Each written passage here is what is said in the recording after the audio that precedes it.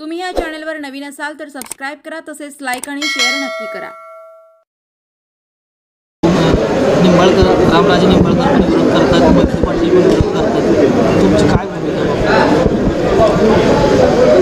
माढ्यातून रणजित नाईक निंबाळकरांना या दोघांचाही विरोध नाही, परंतु रामराजे निंबाळकर यांचे बंधू संजीव राजे निंबाळकर इच्छुक आहेत, धैर्यशील मोहिते पाटील इच्छुक आहेत आणि त्यामुळे ती स्पर्धा चाललेली आहे। उमेदवारी जाहीर होईपर्यंत प्रत्येकानं उमेदवारी मागण्यासाठी प्रयत्न करणं, व्यक्तीनं आणि पक्षानं, हे त्या व्यक्तीचं पक्षाचं काम असते। सध्या तिकिटासाठी किंवा उमेदवारीसाठी या सर्वांचे प्रामाणिकपणानं प्रयत्न सुरू आहेत। बापू, महायुतीमध्ये जागा एक इच्छुक अनेक आणि वेगवेगळे स्टेटमेंट येतात, ते राजकीय नेते बोलत राहतात आणि याला सायकोलॉजिकल इफेक्ट पदाधिकारी आणि कार्यकर्त्यांचा अशा वेळी एक आव्हान तुमच्यासमोर उभा राहणार नाही असं आपल्याला वाटत नाही का? हा प्रश्न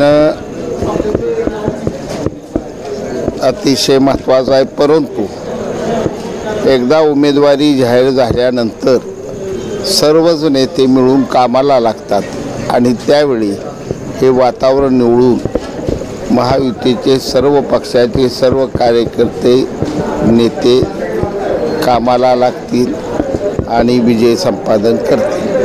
मोहिते पाटील विरोध करत आहेत, 4 तालुके एका बाजूला, 2 तालुके एका बाजूला, म्हणजे कुठं तर अडचणीचं ठरवलं नाही का भाजपच्या उमेदवारासाठी? मतदारसंघाचा विचार करत असताना आपण 2 तालुके 4 तालुक्याशी विभागणी करून चालत नाही, कारण शेवटी हा महाराष्ट्रातलाच जिल्हा आहे, महाराष्ट्रातले तालुके आहे। त्यामुळं आपण जर जिल्ह्यात फटाफुटीची भाषा करत चाललो तर भविष्याचं राजकारण आपल्याला अवघड। आज उमेदवारीला तुम्ही 2 जिल्हे तर तालुका त्यांचं 4 तालुका तुमचं म्हणताय, त्या 2 तालुक्याने उद्या निरा उजवा कालव्याचं पाणी येऊ द्यायचं नाही म्हणल्यावर 4 तालुक्यांनी काय करायचं? अशी भूमिका घेऊन चालत नसते।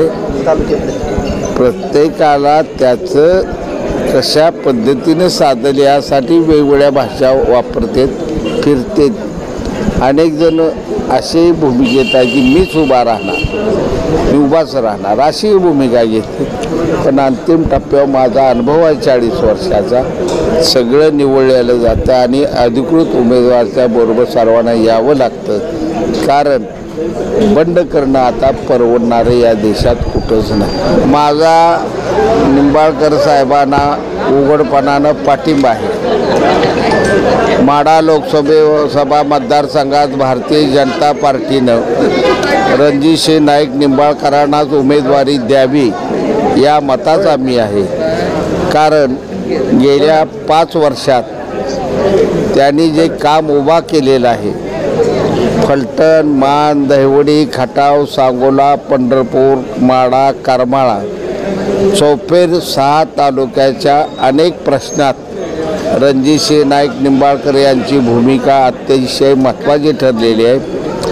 अनेक दुष्काळी भागाच्या पाण्याचे शेतीचे प्रश्न त्यांनी मार्गी लावलेले आहेत आणि त्यामुळं असा कर्तृत्वान खासदार पुन्हा 5 वर्ष या मतदारसंघातल्या जनतेला मिळावा ही माझी यातली भावना आहे। शिवसेनेचा माझा उघडपणे पाठिंबा रणजित नाईक निंबाळकरांनाच आहे।